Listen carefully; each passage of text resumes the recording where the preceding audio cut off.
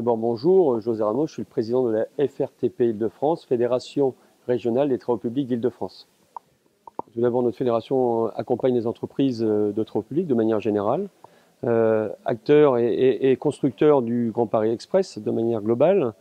Donc aujourd'hui, nous sommes là pour assister, en tous les cas, d'accompagner techniquement les entreprises, techniquement dans le sens large, pas forcément de faire leur travail, mais d'être en relation avec les maîtres d'ouvrage, des opérateurs et de coordonner les besoins de nos entreprises.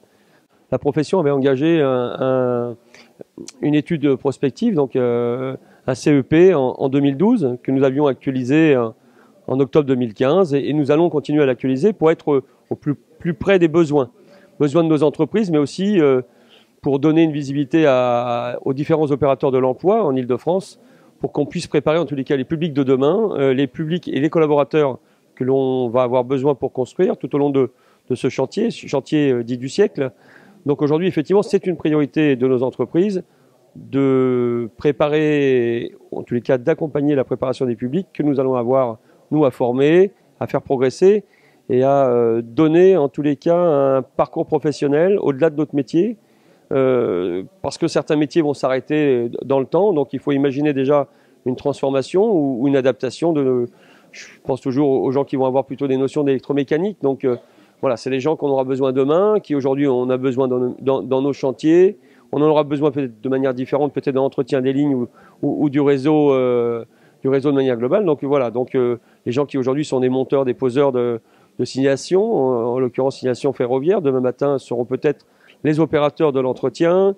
Donc voilà, donc en tous les cas, nous, ce qui nous intéresse, et en tous les cas sur l'ambition qu'on a, c'est de préparer le besoin d'aujourd'hui, en imaginant le besoin de demain pour pouvoir avoir un emploi durable et être un acteur, je dirais, réfléchi. Voilà, on n'est pas sur des one-shot, on n'est pas uniquement pour les travaux du Grand Paris Express, pour le besoin de nos entreprises jusqu'en 2030.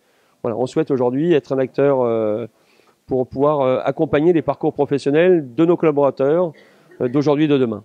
Ce qui est sûr, c'est qu'aujourd'hui, le Grand Paris Express, c'est un moyen lourd de mobilité, mobilité de rattachement aussi de la Grande Couronne.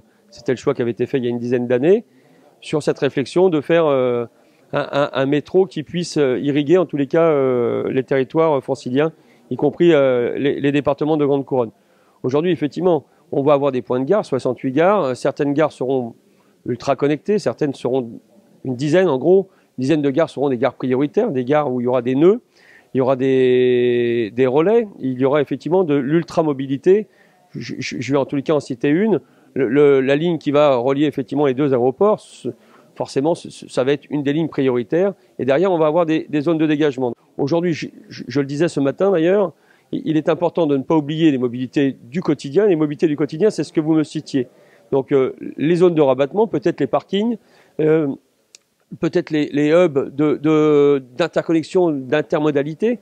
On parle de nouvelles mobilités, ne serait-ce la trottinette, les zones piétonnes, les accès piétons, les partages de typologie de mobilité automobile, puisque l'autopartage, le partage des voitures électriques. Mais au-delà de ça, effectivement, on ne peut pas imaginer que la réponse en Île-de-France, à aujourd'hui et même demain, sera seulement le Grand Paris Express. Il faut aujourd'hui continuer à travailler sur les rabattements, donc les rabattements sur ces gares principales, mais également aussi l'irrigation du territoire pour ne pas oublier des zones où globalement le seul moyen aujourd'hui, le moyen adapté par rapport au nombre de voyageurs, forcément on ne pourra pas oublier le bus, en tous les cas qu'il soit à faible rendement ou à rendement classique ou à haut rendement. Donc il est important aujourd'hui de ne pas oublier les territoires franciliens, pour préparer demain, puisque on sait bien que la population va continuer à croître en Île-de-France,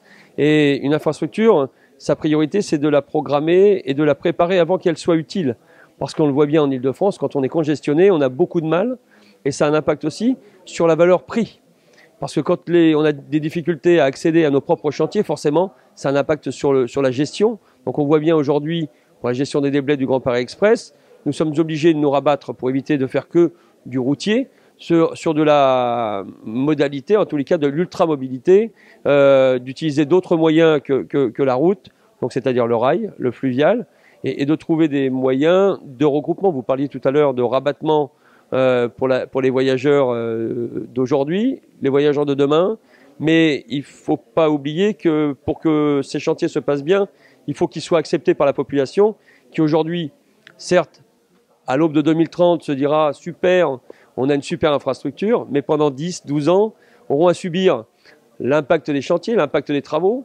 Donc on ne peut pas, nous, ne penser qu'à nos besoins. On est aussi dans une réflexion d'accompagnement des territoires qui vont être impactés par ces travaux ou par la circulation de nos véhicules, qu'ils soient d'approvisionnement ou de sortie des matériaux. Donc on ne peut pas ne pas imaginer l'acceptabilité des chantiers en Île-de-France. Parce que c'est l'intérêt du francilien pour son bien-être du futur, mais on ne peut pas lui imposer ce qui n'est pas acceptable pendant 12 ans. Donc il faut absolument que l'on travaille en concertation avec les pouvoirs publics pour que tout ça se passe au mieux et que ce soit coordonné de manière intelligente. Je me permets de dire intelligente parce que quelquefois, ce n'est pas forcément une logique, mais ça peut être effectivement plutôt de l'intelligence, voilà, de prioriser certains axes, même si ça peut avoir un impact sur un coût.